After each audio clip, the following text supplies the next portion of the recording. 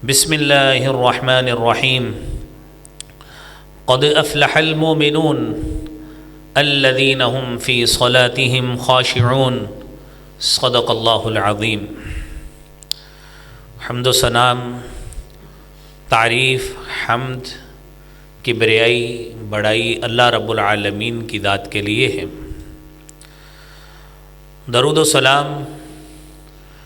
امام کائنات، امام المرسلین، شفیع المذنبین اور رحمت للعالمین جناب محمد الرسول اللہ صلی اللہ علیہ وآلہ وسلم کی ذات اقدس پر۔ حضرات ذی وقار، سورہ مومنون کی ابتدائی 2 آیات آپ نے سماعت فرمائی۔ اللہ احکم الحاکمین ان آیات بینات میں ان مومنوں کی فلاح، کامیابی اور کامرانی کا تذکرہ فرما رہے ہیں۔ الذین هم فی صلاتهم خاشعون، وہ مومن، وہ اہل ایمان، الذین هم فی صلاتهم خاشعون، جو اپنے نمازوں میں خشوع اور خضوع اختیار کرتے ہیں۔ آپ نے پچھلے جمعہ میں خشوع اور خضوع کے حوالے سے اس کے معنی اور مفاہیم، اس کے اطلاقات اور اس کی فضیلت کے بارے میں تذکرہ سنا ہے۔ آج اسی سے پیوستہ خشوع اور خضوع ہماری نمازوں میں کیسے ہو سکتا ہے اور اس کے اسباب کیا ہو سکتے ہیں، آج اس حوالے سے گفتگو ہوگی۔ حضرات محترم، نماز ایک ایسی جامع عبادت ہے جو اللہ احکم الحاکمین نے ہر مسلمان پر فرض فرمائی ہے، اور حدیث میں آتا ہے کہ مروا صبیانکم بالصلاۃ اذا بلغوا 7 سنین، اپنے بچوں کو نماز کا حکم دو، وہم ابناء 7 سنین، اس کیفیت میں کہ جب وہ 7 سال کے ہو جائیں۔ وَضْرِبُوهُمْ وَهُمْ أَبْنَاءُ 10، اور جب وہ 10 سال کے ہو جائیں تو اس نماز نہ پڑھنے کی صورت میں سختی کر کے، مار کے ان کو نماز پڑھاؤ۔ یہ عبادت، یہ ایسی عبادت ہے کہ جس میں ایک بندہ مومن، چاہے اس کی عمر تھوڑی ہے یا اس کی عمر زیادہ ہے، اپنے خالق حقیقی سے تعلق قائم کرنے کے لیے، جو منعم حقیقی ہے اور وہ خالق و مالک جو ہمیں ہر انعام سے، ہر نعمت سے نوازنے والا ہے، ہم اس خالق سے ملنے کے لیے، اس رب سے تعلق بنانے کے لیے نماز قائم کرتے ہیں۔ جہاں پہ بندے اور خالق کا تعلق قائم ہونا ہوتا ہے،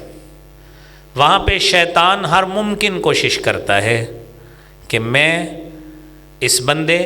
اور اس خالق کے درمیان حائل ہو کر ان کا تعلق مضبوط نہ ہونے دوں۔ لہذا ایک طرف بندہ مومن اپنے تائیں کوشش کرتا ہے کہ میں اچھی سے اچھی عبادت کر کے اپنے خالق کو پیش کروں، اپنے رب سے مناجات کروں، جبکہ دوسری طرف شیطان کی یہ خواہش اور کوشش ہوتی ہے کہ وہ بندے اور رب کے درمیان اس تعلق کو جتنا ممکن ہو سکتا ہے کاٹے، تعلق کو قطع کرے، اور اس میں جتنی کمی ہو سکتی ہے وہ واقع کرنے کی کوشش کرے۔ اب ایک طرف بندہ مومن خود ہے، دوسری طرف شیطان ہے۔ شیطان نے تو رب کو کہا تھا ثم لآتینہم من بین ایدیہم ومن خلفہم وعن ایمانہم وعن شمائلہم، کہ میں ان مومنوں پر ان کے سامنے سے، ان کے پیچھے سے، ان کے دائیں سے، ان کے بائیں سے، تمام اطراف سے ان پہ حملہ آور ہوں گا۔ وَلَا تَجِدُ أَكْثَرَهُمْ شَاكِرِينَ، اے خالق و مالک تو ان میں سے اکثر کو اپنا شکر گزار بندہ نہیں پائے گا۔ اب شیطان داؤ لگاتا ہے، مومن نے اس کا مقابلہ کرنا ہے، اور وہ مقابلہ کب ہوگا؟ جب اذان شروع ہوتے ہی بندہ مومن نماز کی تیاری میں لگ جاتا ہے، اور صحیح مسلم کی حدیث ہے 848 نمبر، سیدنا جابر رضی اللہ تعالی عنہ حدیث بیان کرتے ہیں، نبی کریم صلی اللہ علیہ وآلہ وسلم نے فرمایا اذا سمعتم النداء، جب تم اذان سنو، فقولوا مثل ما يقول المؤذن، تو وہی کلمات کہو جو مؤذن کہتا ہے۔ نبی کریم صلی اللہ علیہ وسلم نے فرمایا اذان ختم ہو جائے، ثم صلوا علی، پھر مجھ پر تم درود پڑھو، فإنه من صلی علی صلاة، کیونکہ جو شخص بھی مجھ پہ ایک مرتبہ درود بھیجے گا، صلی اللہ علیہ عشرا، اللہ کریم اس پہ 10 مرتبہ رحمتوں کا نزول فرماتا ہے۔ اور پھر اس کے بعد ثم صلی اللہ لی الوسیلہ، میرے لیے رب تعالیٰ سے وسیلہ کا سوال کرو، فإنها منزلة فی الجنہ، کیونکہ یہ جنت میں ایک ایسا مقام ہے، لا تبتغی الا لعبد من عباد اللہ، جو اللہ کے بندوں میں سے صرف اور صرف اللہ رب العالمین نے، وَأَرْجُو أَنْ أَكُونَ مِنْ، کہ اللہ تعالیٰ نے وہ مقام میرے لیے رکھا ہے۔ رسول اکرم صلی اللہ علیہ وآلہ وسلم نے فرمایا اذان کا جواب دو، میرے اوپر درود پڑھو، میرے لیے وسیلہ کا سوال کرو، اور پھر فمن سأل لی الوسیلہ، جو شخص میرے لیے رب تعالیٰ سے وسیلے کا سوال کرتا ہے، حلت لہ الشفاعہ، کل قیامت کا روز ہوگا، مجھ محمد صلی اللہ علیہ وسلم کی سفارش اس کے لیے حلال ہو جائے گی۔ لہذا جنت میں داخلے کے لیے اگر سفارش محمدی چاہیے، اگر نبی کریم صلی اللہ علیہ وآلہ وسلم کی سفارش چاہیے، تو اس کی اولین بنیاد یہ ہے کہ جب نماز کی تیاری کرنی ہے، اذان سے ہی اس کی تیاری شروع کر دیجئے۔ اور اذان سے تیاری کا یہ معنی ہے خاموشی سے اذان کو سن کر جو مؤذن کہتا جاتا ہے، اپنی باتوں میں مگن ہونے کی بجائے، اپنی مصروفیات میں مشغول ہونے کی بجائے اذان کا جواب دیجئے، درود پڑھیے، اور نبی کریم صلی اللہ علیہ وسلم کی سفارش کے مستحق بن جائیے۔ میرے محترم بھائیوں، یہ پہلی بات۔ اذان سننے کے بعد دوسرا اہم کام، بندہ مومن وضو کرتا ہے، اور کیسا وضو کرتا ہے؟ نبی کریم صلی اللہ علیہ وآلہ وسلم نے فرمایا من توضأ، جو شخص وضو کرتا ہے، فأحسن الوضوء، اچھا وضو کرتا ہے، خرجت خطاياه من جسده، اور اتنا اچھے طریقے سے، مسنون طریقے سے، اتنا پیارا اور احسن وضو کرتا ہے، خرجت خطاياه من جسده، اس کے جسم سے خطائیں اللہ ساری کی ساری نکال دیتے ہیں، حتی تخرج من اظفارہ،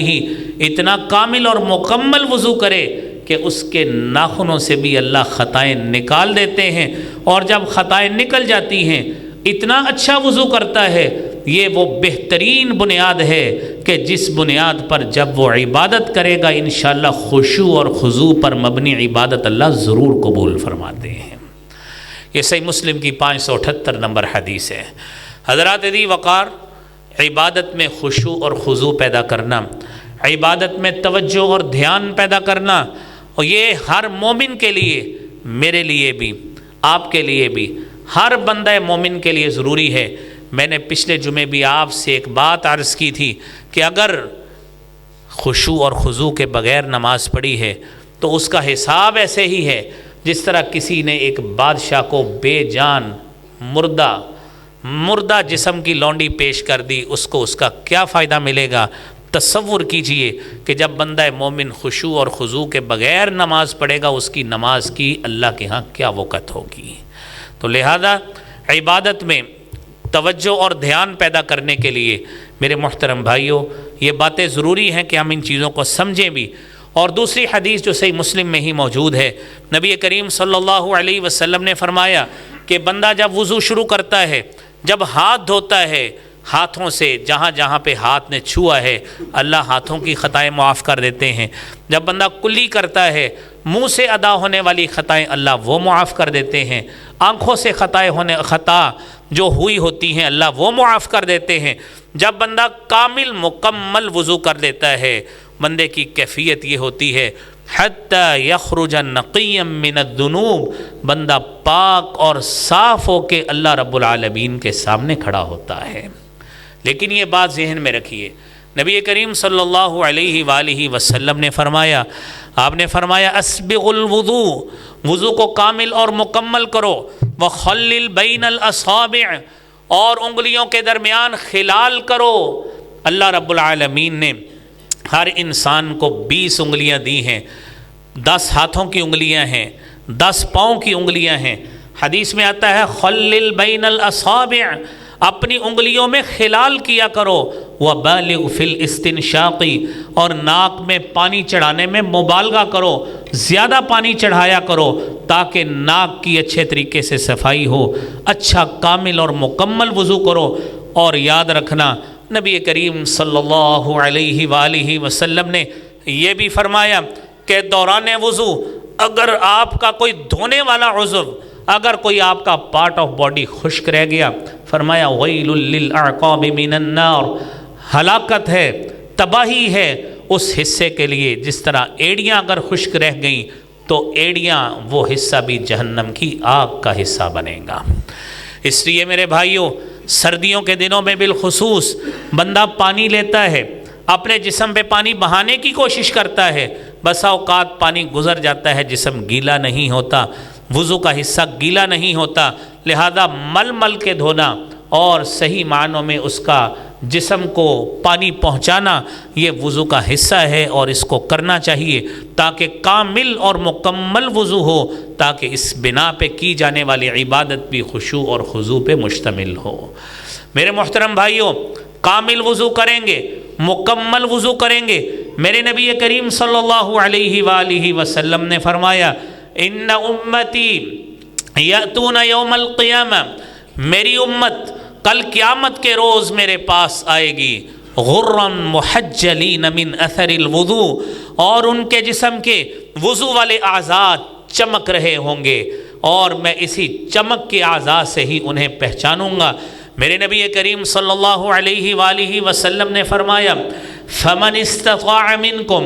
جو شخص تم میں سے چاہتا ہے اور اس کی خواہش ہے ان یطیل غرتہ فلیفعل، وہ چاہتا ہے میں کوہنیوں تک اپنے بازو دھوتا ہوں، میں چاہتا ہوں میں کل قیامت کے روز اپنے نبی محمد کریم صلی اللہ علیہ وسلم کے سامنے پیش ہوں تو میں اپنے جسم کو زیادہ چمکدار بناتے ہوئے اپنے نبی کے سامنے پیش ہوں۔ تو آپ نے فرمایا فمن استطاع منکم ان یطیل غرتہ فلیفعل، اس کو چاہیے کہ وہ کوہنیوں کی بجائے بازو تھوڑا سا آگے تک دھو لے۔ اگر وہ شخص اپنے پاؤں ٹخنوں سمیت دھوتا ہے اس کو چاہیے وہ 6 انچ مزید زیادہ دھو لے۔ کل اللہ کے حضور اپنے نبی کریم صلی اللہ علیہ وسلم کے سامنے بطور امتی بن کے پیش ہوگا، اللہ کریم اس کو دوسری امت کے افراد سے ممتاز رکھتے ہوئے اس کو درجات سے نوازیں گے۔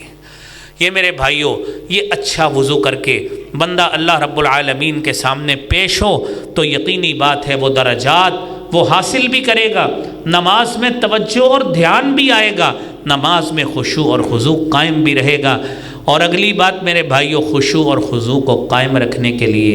وہ یہ ہے کہ بندہ مومن جب مسجد میں آتا ہے اچھے کپڑے پہن کے آئے، خوشبو کا استعمال کر کے آئے، کیونکہ قرآن کریم میں سورہ اعراف میں اللہ رب العالمین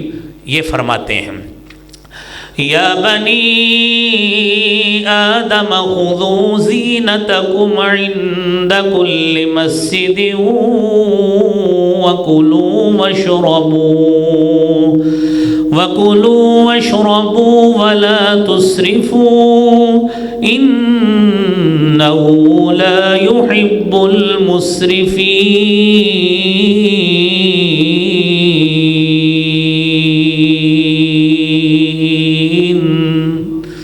اے بنی آدم خُذُوا زِینَتَکُمْ عِندَ كُلِّ مسجد، جب بھی مسجد میں جاؤ، مسجد میں داخل ہو،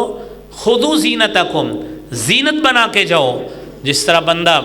میرے بھائیوں دکان پہ جاتا ہے، اپنے آفس میں جاتا ہے، اور بالخصوص اپنے مہمانوں میں، اپنے رشتہ داروں میں، اور شادی بیاہ پہ ملنے کے لیے لوگوں سے گیدرنگ میں جاتا ہے، تو یہ تو اللہ کے مہمان ہوتے ہیں، یہ جو مسجد میں آئے ہوتے ہیں، اور یہ روئے زمین کی بہترین وہ جگہ ہوتی ہے جس کے بارے میں نبی کریم صلی اللہ علیہ وآلہ وسلم نے فرمایا احب البلاد الی اللہ مساجدها، روئے زمین پر سب سے بہترین جگہیں اگر کوئی ہیں تو وہ صرف اللہ کی مساجد ہیں۔ بندہ دنیا میں مختلف سپورٹس پہ اچھے اچھے کپڑے پہن کے جاتا ہے، جب مسجد میں آتا ہے حیرانگی والی بات ہے، کیوں یہ ہلکی سی ٹوپی، پھٹی پرانی ٹوپی جس کو پہن کے نہ دکان پہ بیٹھ سکتا ہے، اس پلاسٹک کی ٹوپی کو پہن کے بندہ سسرال نہیں جا سکتا، اس ٹوپی کو پہن کے بندہ کسی اپنی گیدرنگ میں نہیں جا سکتا، تو رب کے سامنے آتے ہوئے اچھی ٹوپی پہننے میں، اچھی پگڑی پہننے میں، اور اچھے کپڑے پہننے میں کون سا حرج ہوتا ہے؟ لہذا میرے بھائیوں اس آیت پہ عمل کرتے ہوئے اللہ کریم سے ساتھ توفیق بھی مانگنی چاہیے اور زینت بنا کے مسجد میں آنا چاہیے، کیونکہ ہم اس گیدرنگ میں آ رہے ہوتے ہیں جو اللہ رب العالمین کی مہمانی کا گھر ہے، اور اللہ رب العالمین کی پسندیدہ ترین جگہ روئے زمین پر وہ اللہ کی مسجد ہوتی ہے۔ اللہ کریم ہمیں اس پہ عمل کی توفیق عطا فرمائے۔ اور میرے محترم بھائیوں، بندہ جب مسجد کی طرف آتا ہے اس کو یہ ذہن میں رکھنا چاہیے کہ میں اب اللہ کی مسجد میں جا رہا ہوں، اور ایک ایک قدم نبی کریم صلی اللہ علیہ وسلم نے فرمایا فَكُلُّ بِخُطْوَةٍ، ہر وہ قدم جو آپ اللہ کی مسجد کی طرف اٹھاتے ہیں اللہ کریم ایک ایک قدم کی بدولت تمہارے گناہوں کو معاف کرتے جاتے ہیں۔ لہذا ہم اس مسجد میں آ رہے ہوتے ہیں جس مسجد میں آنے کے اللہ رب العالمین گناہ معاف کرتے ہیں۔ اور میرے محترم بھائیوں، نماز پڑھنے کے لیے بندہ اصل میں سکون چاہتا ہے، اور گھریلو پریشانیوں سے نجات چاہتے ہوئے ایسی جگہ عبادت کرنی چاہتا ہے جہاں پہ وہ بندہ اور خالق و مالک وہ رب اس کی مناجات کو سنے۔ اور نبی کریم صلی اللہ علیہ وآلہ وسلم نے فرمایا تم میں سے جب کوئی شخص نماز پڑھتا ہے فَإِنَّهُ يُنَاجِي رَبَّهُ، وہ اپنے رب سے مناجات کر رہا ہوتا ہے، اپنے رب سے سرگوشیاں کر رہا ہوتا ہے۔ اب اس بندے کو سوچنا ہے کہ وہ کس قسم کی سرگوشی کرتا ہے، اور اس کو معلوم ہو کہ اپنے رب سے کیا سرگوشی کر رہا ہے۔ میں نے پچھلے جمعے حدیث جبرائیل آپ کو پوری سنائی تھی، میں اس کا وہ حصہ دوبارہ پڑھ دیتا ہوں کہ جس میں حضرت جبرائیل علیہ السلام نے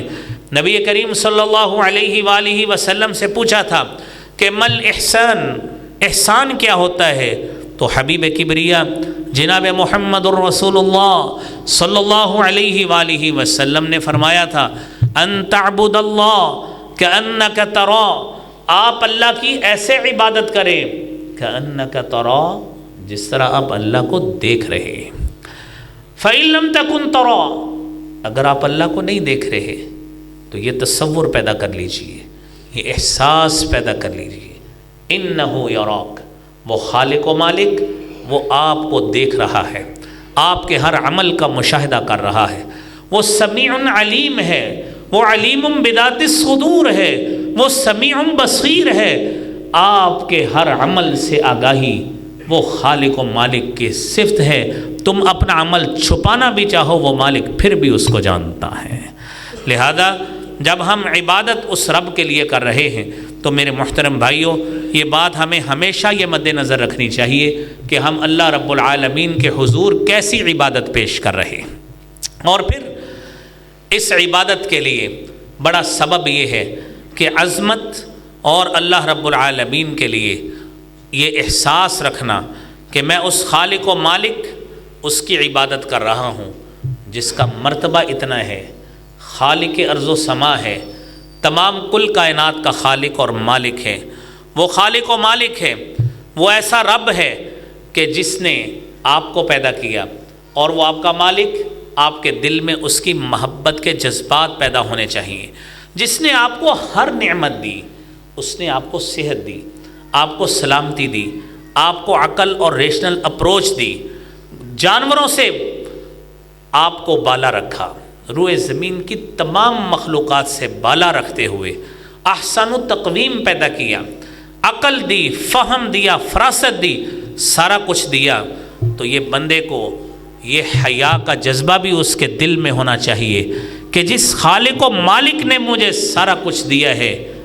اس جبین کو جھکانے کا حق بھی صرف اس ذات کے پاس ہے، اس کے لیے ہے۔ یہ جبین جھکے گی، یہ پیشانی جھکے گی، یہ وجود یہ جھکے گا صرف اس خالق و مالک کے سامنے۔ اسی لیے قرآن کریم میں اللہ رب العالمین فرماتے ہیں وَأَنَّ الْمَسَاجِدَ لِلَّهِ فَلَا تَدْعُوا مَعَ اللَّهِ أَحَدًا۔ یہ مساجد یہ اللہ رب العالمین کی ہے، یہ سجدہ یہ خالق و مالک کے لیے ہوتا ہے، اس میں رکوع خالق و مالک کے لیے ہوتا ہے، بندہ اپنا وجود جھکاتا ہے صرف اس ذات کے لیے۔ فَلَا تَدْعُوا مَعَ اللَّهِ أَحَدًا، اس خالق و مالک کے ساتھ اس جیسا آپ نے کسی کو نہیں پکارنا۔ خالق و مالک کا حق ہے عبادت، یہ اس کو اس کا حق دیا جائے۔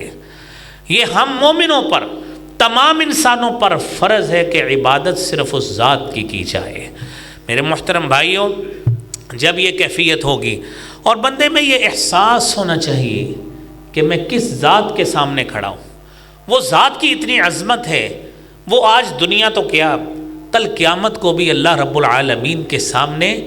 ہماری تو کیفیت کیا، انبیاء کی کیفیت کیا، وہاں پہ تو فرشتوں کی کیفیت نوری مخلوق کی بھی کیسی ہوگی۔ یوم یقوم الروح والملائکۃ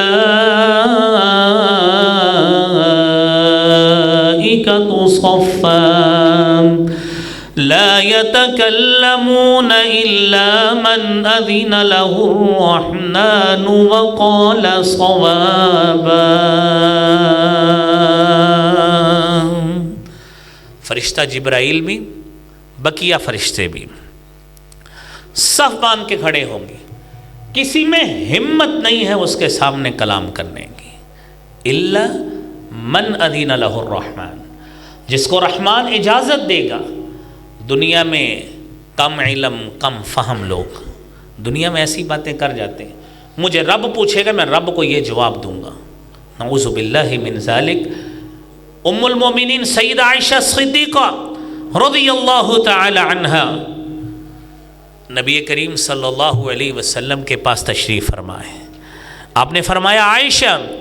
من نقش فقد ہلک، جس سے اللہ نے یہ پوچھ لیا تو نے یہ عمل کیوں کیا وہ تباہ و برباد ہو جائے گا، اس سے وہ جواب نہیں دیا جا سکتا۔ کون ہے جو شخص اللہ کے کسی بات کا جواب دے سکتا ہے؟ کسی میں ہمت نہیں ہے، کسی میں اتنی جرت نہیں ہے کہ وہ اپنے رب کے کسی سوال کا جواب دے۔ اسی لیے ہمیشہ ہی اللہ کی رحمت کی امید لگاتے ہوئے اسی رحمت کی اس سے دعا کرنی چاہیے کہ اللہ اپنی رحمت کی آغوش میں لپیٹے ہوئے اللہ ہمیں بھی اپنی جنت میں لے جانا۔ اللہ کریم اپنی رحمت کی آغوش میں لپیٹتے ہوئے ہمارے بھی گناہوں کو معاف کر دینا۔ یہ ہمیشہ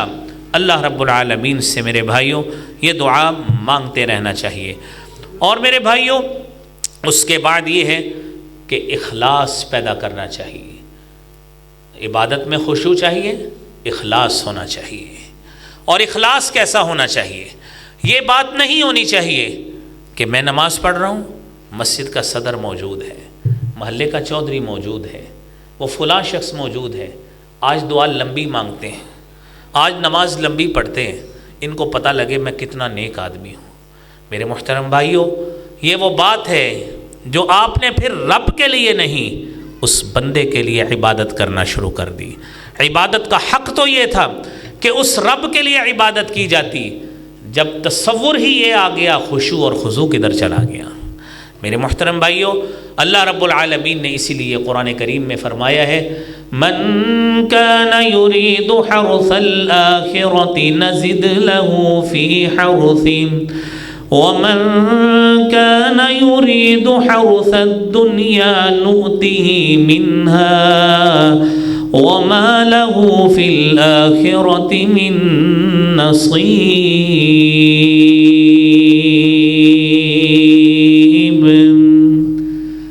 شخص چاہتا ہے آخرت میں اللہ سے ثواب ملے، وہ دنیا میں لوگوں کو اپنی عبادت نہیں دکھاتا، وہ دنیا میں اچھی اچھی چیزیں پڑھ کے لوگوں کو یہ جتلاتا نہیں ہے کہ میرے پاس بھی یہ کچھ ہے، مجھے بھی مانیں، مجھے بھی تسلیم کریں، میرا علم بھی مانیے، میری آواز کو بھی تسلیم کریں، یہ نہیں کرتا۔ لیکن حقیقت کیا ہے؟ من کان یرید حرث الدنیا، جس میں اخلاص نہیں ہے، اور اخلاص کیا ہے؟ وَمَا أُمِرُوا إِلَّا لِيَعْبُدُوا اللَّهَ مُخْلِصِينَ لَهُ الدِّينَ۔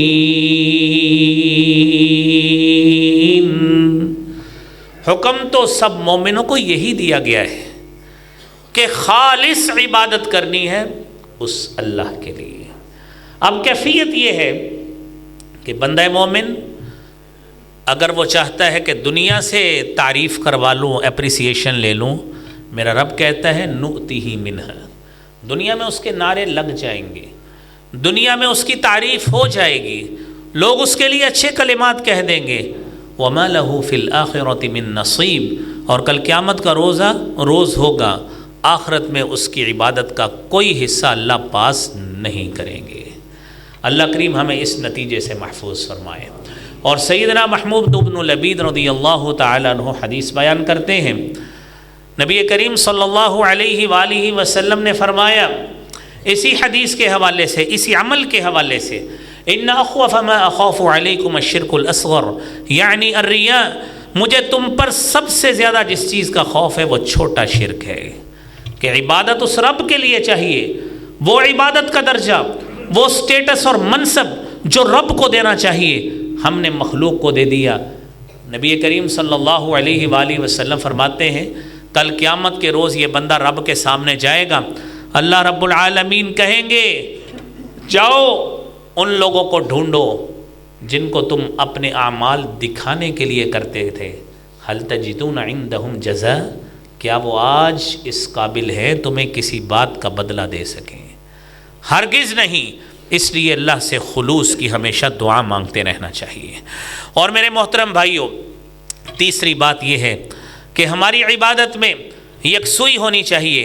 طمانیت ہونی چاہیے، اور اگر یکسوئی اور طمانیت نہیں ہوگی اور جلدی فاتحہ بھی، سورت بھی اور سورہ فاتحہ بھی جلدی پڑھی اور کسی معنی مفہوم کو نہ سمجھا، نہ اس مفہوم کو جانا، پتہ ہی نہیں ہے کیا پڑھا ہے، یہ بھی پتہ نہیں ہے امام نے کیا پڑھا ہے، جب اس بات کا احساس ہی نہیں ہے۔ اب میرے نبی صلی اللہ علیہ وسلم نے فرمایا، مسند احمد کی حدیث ہے، عبداللہ ابن قتادہ رضی اللہ تعالیٰ عنہ حدیث بیان کرتے ہیں، اسوأ الناس سرقتاً، اسوأ الناس سرقتاً، چوروں میں سے بدترین چوری، الذی یسرق من صلاتہ، وہ چور ہے، یسرق من صلاتہ، جو شخص اپنی نماز کی چوری کرتا ہے۔ صحابہ کرام نے پوچھا وَكَيْفَ يَسْرِقُ مِن صَلَاتِهِ، بندہ کیسے اپنی نماز سے چوری کرتا ہے؟ میرے نبی کریم صلی اللہ علیہ وآلہ وسلم نے فرمایا لا يتم رکوعها ولا سجودها، نہ رکوع پورے کرتا ہے نہ سجدے پورے کرتا ہے، یہ بدترین چور ہے جو نماز کی چوری کرتا ہے۔ میرے محترم بھائیوں، تصور کریں اگر ہمارے بھی اللہ رحم فرمائے رکوع اور سجود ایسے ہوئے، ہم کون سی نماز لے کر اللہ کے سامنے جائیں گے؟ اس لیے بھائیوں یہ احساس ہونا چاہیے کہ ہم جس مالک کے لیے عبادت کر رہے ہیں ہر عمل اسی کے لیے ہو۔ اور دوسری بات میرے بھائیوں، ہمیشہ یہ ذہن میں رکھیں کہ ذہن میں یہ رکھیں کہ اپنے رب سے مناجات کر رہے ہیں۔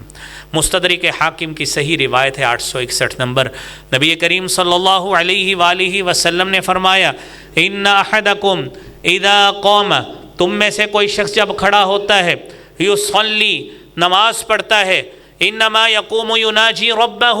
وہ اپنے رب سے کھڑا ہو کر مناجات کرتا ہوتا ہے، فلینظر کیف یناجیہ، اب یہ اس کو تصور کرنا چاہیے کہ وہ کس ذات سے مناجات کر رہا ہے اور کس پیرائے میں کر رہا ہے۔ میں نے پچھلے جمعے بھی ایک مثال دی تھی، ہم کسی آفیسر کے پاس جاتے ہیں، ہم کسی پڑھے لکھے شخص کے پاس جاتے ہیں، ہم اپنا پورا گروپ لے کر جاتے ہیں اور راستے میں سوچتے ہیں بات کون کرے گا؟ وہ کہتے ہیں جی آپ کا منصب زیادہ قریب ہے، آپ کیجئے۔ کیوں؟ کہتے پتہ ہو بات کیا کرنی ہے، آپ اس کے سٹیٹس کو مد نظر رکھ کے بات کریں گے۔ جب دنیا میں ہم اتنا اہتمام کرتے ہیں، جب اس مالک کے سامنے کھڑا ہوتے ہیں، اس مالک کا احساس ہم نے کتنا جانا ہوتا ہے کہ وہ خالق ارض و سما ہے، ہم اس کو کون سی نماز پیش کر رہے ہیں۔ اس لیے میرے بھائیوں یہ سوچنا چاہیے کہ مومن آدمی کی یہ صفت ہے، والذین اذا ذکروا بآیات ربهم لم يخروا علیہا صما وعمیانا۔ سورہ فرقان کی آیت ہے کہ مومن آدمی، عباد الرحمن لوگ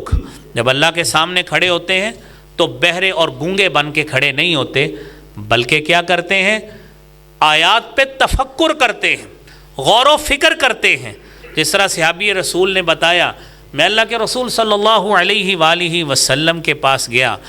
میں نے دیکھا آپ نماز پڑھ رہے ہیں، وفی صدرہ عزیر کعزیر ذی الرحا، آپ کے سینے سے ایسی آوازیں آ رہی تھی جس طرح چکی کے پارٹ چل رہے ہوں۔ اور دوسری حدیث میں آتا ہے کعزیز المرجل، جس طرح ہنڈیا کے ابلنے کی آوازیں آتی ہیں، سینے سے اس طرح گڑ گڑانے کی آوازیں آیا کرتی تھیں۔ میرے محترم بھائیوں، خشوع اور خضوع اس طرح کا ہوتا ہے۔ اور ظاہری بات ہے جب نماز پڑھتے ہیں شیطان بھی انسان کو ورغلاتا ہے۔ نبی کریم صلی اللہ علیہ وآلہ وسلم نے فرمایا، صحیح مسلم کی 2203 نمبر حدیث ہے، آپ نے فرمایا جب شیطان آپ کو نماز میں کسی چیز کا وسوسہ ڈالتا ہے، صحابی نے جب پوچھا کہ ایسے کیفیت ہوتی ہے،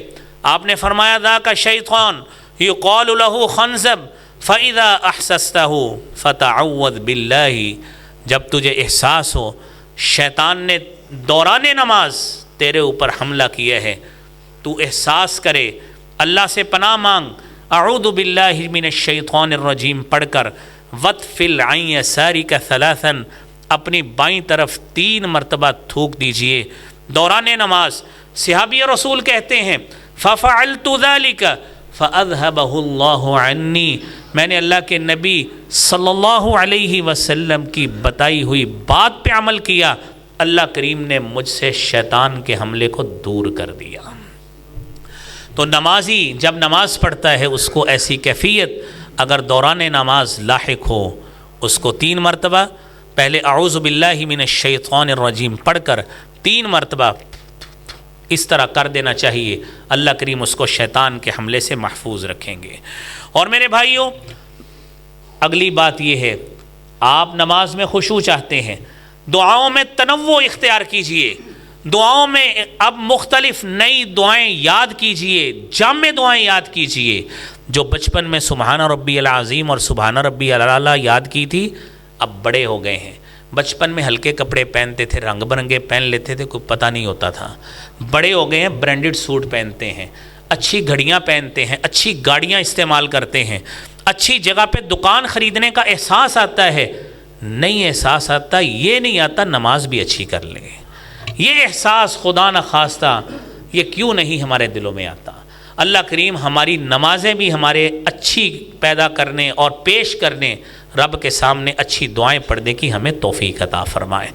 اور میرے محترم بھائیوں یہ ذہن میں رکھیے کہ جو بھی نماز پڑھے آخری نماز سمجھ کے پڑھے۔ ابو ایوب انصاری رضی اللہ تعالیٰ عنہ بیان کرتے ہیں، نبی کریم صلی اللہ علیہ وسلم نے فرمایا، سنن ابن ماجہ کی 4171 نمبر حدیث ہے، فرمایا اذا قمت فی صلاتک فصلی صلاۃ مودع،